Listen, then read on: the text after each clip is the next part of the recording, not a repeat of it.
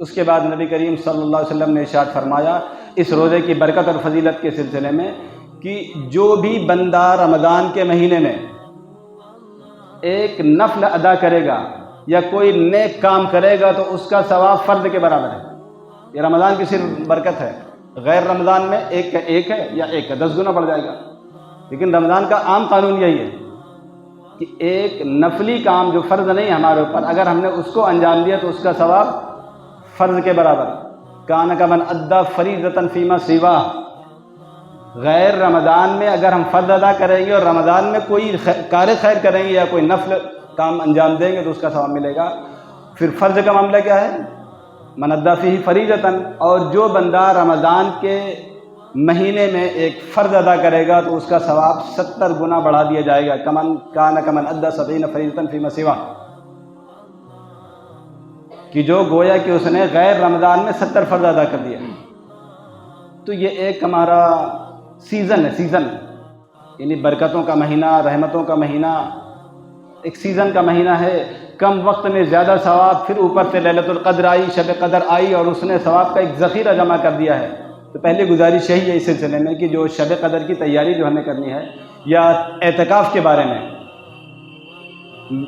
پہلے بھی میں نے یہی کہا ہے کہ باقاعدہ اس کی تشکیل ہو، اپنے اوقات کا باقاعدہ اس کے اندر جائزہ لیا جائے، زیادہ سے زیادہ لوگ اعتکاف میں اپنے آپ کو بیٹھنے کی لانے کی کوشش کریں، اور خواتین حضرات جو ہیں، جو عورتیں ہیں، وہ گھر کے اندر اپنا اعتکاف کریں گی، ان کو وہی ثواب ملے گا جو مردوں کا مسجد میں ملتا ہے۔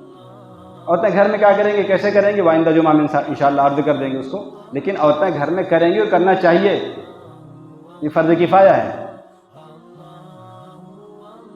اس کے بعد حضور اکرم صلی اللہ علیہ وسلم نے فرمایا کہ وشہر الصبر، یہ 7واں نمبر ہے جو میں بیان کر رہا ہوں۔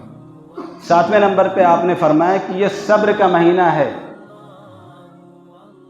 اور صبر کا بدلہ جنت ہے۔ یہ بھی صاف آپ صلی اللہ علیہ وسلم نے فرما دیا کہ صبر کا مہینہ ہے، اور جب ہم صبر پہ پورے اتریں گے، اس پر کھڑے اتر جائیں گے تو اس کے بدلے میں اللہ ہم کو جنت عطا فرمائے گا۔ صبر کیا ہے؟ نمبر 1، عبادات پر صبر کرنا ہے، یعنی عبادات انجام دینی ہے، ان عبادتوں کو انجام دینے میں جو مشقت آئے گی وہ صبر کریں گے۔ کہ صبح سے شام تک بھوکے رہیں گے، مشقت آئے گی، صبر کریں گے۔ اور مزاج میں بھوکا رہنے کی وجہ سے جو کچھ ایک چڑچڑاپن پیدا ہو جاتا ہے، جو غصے کی جو مقدار بڑھ جاتی ہے، وہ روزوں کو سامنے رکھ کر، اللہ کے رسول کے فرمان کو سامنے رکھ کر کے وہاں پر ہم نے اپنے آپ کو دبانا ہے، اپنے غصے کو قابو میں کرنا ہے۔ یہاں تک کہ اگر کوئی ہم سے لڑنے پر آمادہ ہو جائے، مخاصمہ شروع کر دے، مباحثہ شروع کر دے، تو اس سے کہہ دینا ہے انی صائم، میں روزے سے ہوں، مرتن او مرتین، ایک مرتبہ دو مرتبہ کہے کہ آپ اس سے الگ ہو جائیں گے۔ دوسرا صبر کیا ہے؟ معصیت سے بچانا، جو دل میں جو خواہشات پیدا ہوتی ہیں گناہوں کے، اس سے بچانا، یہ بھی صبر ہے۔ اور تیسری چیز یہ ہے کہ طبیعت کے خلاف جو بھی بات آئے، جہاں پر غصہ آئے گا وہاں پر اپنے آپ کو غصے کو دبانا ہے، قابو میں رکھنا ہے۔ تو یہ جب ہم صبر کریں گے، لڑائی جھگڑے سے بچیں گے، عبادات کے لیے اپنے آپ کو تیار کر کے اس کی مشقتوں کو برداشت کریں گے، گناہوں کا جو دائیہ پیدا ہوتا ہے اس دائیے کو، جذبے کو ہم دبائیں گے، کچھ لیں گے، تو اس کے بدلے میں اللہ ہم کو جنت عطا فرمائے گا۔ اور اس کو ہم کو چاہیے کیا اس کے علاوہ؟ تو شہر الصبر، صبر کا مہینہ ہے۔ پھر آگے آپ نے کیا فرمایا؟ شہر المواسات، غمخواری کا، ہمدردی کا مہینہ ہے۔ 8واں نمبر، غمخواری اور ہمدردی کا مہینہ ہے۔ غمخواری ہمدردی کے تعلق اپنے آس پاس کے لوگوں سے ہے، ہمارا رشتہ دار، ہمارا پڑوسی، یا ہمارا دکان کا رشتہ دار، یا ہمارے ملنے جلنے والے جو بھی لوگ ہوں جن سے ہمارا سابقہ اور واسطہ پڑتا رہتا ہے، ان کے حالات کی خبر رکھنا، ان کی ضرورتوں کو پورا کرنا، اور زکوٰۃ کے علاوہ صدقات کا اہتمام کرنا۔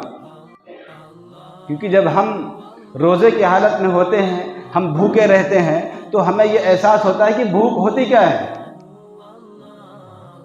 تو یہ بھوکا اسی لیے جو بھوکا رکھا جاتا ہے، اس میں ایک مصلحت یہ بھی ہے کہ سامنے والا کوئی پڑوسی ہمارا بھوکا ہے تو اس کے ساتھ حالات کیا ہوتے ہیں، ہمیں تو پتہ ہے کہ شام کو ہم افطار کر لیں گے، اور جو غریب آدمی جو فاقے سے، اسے تو یہ بھی پتہ نہیں کہ شام کو ہم کریں گے کیا۔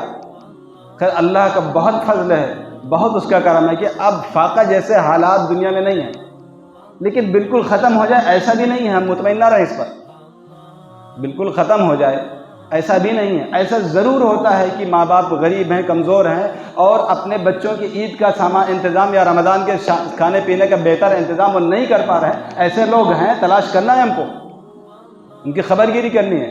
تو شہر المواسات ہمدردی کا بھی مہینہ ہے، اور ہمدردی اپنے سے تو ہوتی ہے، ہر آدمی کرتا ہے، اس کو بتانے کی ضرورت نہیں، یہ فطری ہے. ہمدردی کا مطلب ہے اپنے رشتہ دار اور اڑوس پڑوس کے لوگوں کے بارے میں دیکھنا ہے، جو کمزور ہیں ان کی ہم حمایت کریں گے اور خفیہ طریقے پر صدقات کا اہتمام کریں گے. پھر آگے آپ صلی اللہ علیہ وسلم نے فرمایا کہ یزاد فیہ رزق المؤمن، اس مہینے میں مومن کا رزق بڑھا دیا جاتا ہے. یہ ہم خود دیکھ رہے ہیں، ایک غریب ہے اور امیر ہے، ایک مالدار ہے اور ایک نادار ہے، کھانے پینے کا بہتر انتظام اللہ تبارک و تعالیٰ اس مہینے میں اس کو فرما دیتے ہیں. اس کی تنخواہ نہیں بڑھتی لیکن کھانے پینے کا اس کا انتظام ہے وہ بڑھ جاتا ہے. یہ غلط فہمی ہے کہ تنخواہ بڑھ جاتی ہے، تنخواہ تو ایک الگ معاملہ ہے. ہماری جو معاشیت ہے، جو ہمارا کاروبار ہے، جو ہمارا دھندا ہے، تنخواہ کا تعلق، پیسوں کا تعلق اس سے ہے. جو تنخواہ والا آدمی ہے وہ تنخواہ کہاں بڑھنے والی ہے، وہ تو اتنا ہی رہے گی. لیکن کھانے پینے کا جو اس کا نظام ہے، اللہ کی طرف سے جو انتظام ہے، غیر رمضان سے بہتر ہو جاتا ہے. ہم سحری بھی کر رہے ہیں بہتر طریقے سے، افطار بھی کر رہے ہیں، دن میں ہم کو روزے رکھنا ہے، اللہ کی رحمتوں کو حاصل کرنا ہے. تو یہ شہر المواسات. اور آخری نمبر 7، 8، 9، 9واں نمبر کیا ہے کہ اس کے اندر اللہ تبارک و تعالیٰ مومن کا رزق بڑھا دیتے ہیں. وہ ہم اپنی آنکھوں سے دیکھ رہے ہیں، یہ رمضان کی برکتیں ہیں. 10ویں نمبر پر حضور اکرم صلی اللہ علیہ وسلم نے ارشاد فرمایا کہ ہر مسلمان کو روزے داروں کے روزے کا افطار کا انتظام کرنا چاہیے. روزہ افطاری کا انتظام اور اہتمام کرنا چاہیے. صحابہ کرام نے حضور اکرم صلی اللہ علیہ وسلم سے سوال فرمایا، کیونکہ جو صحابہ کا دور تھا وہ فاقوں کا دور تھا، وہ غربت کا دور تھا. اکثر صحابہ کرام تو اللہ کے نبی کی دربار میں ہی پڑے رہتے تھے، آ کر کے ان کا کوئی کاروبار نہیں تھا. ایک دن کام کیا اور پھر جب تک وہ خرچہ چل رہا ہے آ کر کے اللہ کے نبی کی خدمت میں بیٹھے ہوئے ہیں، آپ سے حدیثیں سن رہے ہیں اور آپ سے دین سیکھ رہے ہیں. اکثر فاقہ ہوا کرتا تھا. جب اللہ کے نبی خود فاقے سے ہوتے تھے، 3 دن بعض مرتبہ آپ بھوکے رہ جاتے تھے اور 3 مہینہ چولہا نہیں جلتا تھا گھر کے اندر، تو فاقوں کا دور تھا. تو صحابہ کرام کا ایک سوال ہوا، اللہ کے نبی صلی اللہ علیہ وسلم آپ فرما رہے ہیں کہ روزہ افطار کا انتظام اور اہتمام کیا جائے، اس کا فائدہ کیا ہے؟ نمبر 1، گناہ کی مغفرت ہو جائے گی روزہ افطار کا. نمبر 2، جہنم سے اللہ تبارک و تعالیٰ ہمیں آزاد فرما دیں گے. نمبر 3، جس روزے دار کو افطار کرائیں گے اس کا جتنا ثواب اس کو ملنے والا اتنا ہی افطار کرانے والے کو ملنے والا ہے. اور نمبر 4، جو روزہ دار افطار کرے گا اس کے ثواب میں بھی کوئی کمی نہیں آئے گی. 4 باتیں اس میں ارشاد فرمائی گئی ہیں. تو صحابہ نے پوچھا، اللہ کے نبی ہر بندہ افطار کرانے کی صلاحیت تو نہیں رکھتا ہے، اس کو دھیان سے سنیں. صحابہ کرام بے تکلف تھے، شریعت کے بارے میں ذرا سا کوئی شبہ ہوتا تھا، کوئی سوال ذہن میں آتا تھا، صحابہ سوال دہراتے تھے، پوچھتے تھے کہ اللہ کے نبی یہی غلط فہمی ہم کو بھی لگی ہوئی ہے جو صحابہ کرام کو تھی کہ اللہ کے نبی صلی اللہ علیہ وسلم ہر بندہ اس حیثیت میں تو نہیں ہے کہ وہ افطار کی پارٹی کر سکے، افطار کا انتظام کر سکے. لیکن افطار میں افراد کی قید نہیں ہے، آپ ایک آدمی کو کرائیں، 2 کو کرائیں، 10 کو کرائیں. پہلی بات تو یہ ہے، ضروری نہیں کہ آپ بھیڑ لگائیں. دوسری بات، ضروری نہیں کہ آپ بہت اعلیٰ درجے کا دسترخوان سجائیں. دونوں قید، کوئی پابندی نہیں. یہاں پر اللہ کے نبی نے اتنا ہلکا کر دیا اس کو کہ آپ اندازہ بھی نہیں کر سکتے. تو اللہ کے نبی صلی اللہ علیہ وسلم نے فرمایا ہے کہ پریشان ہونے کی ضرورت نہیں ہے.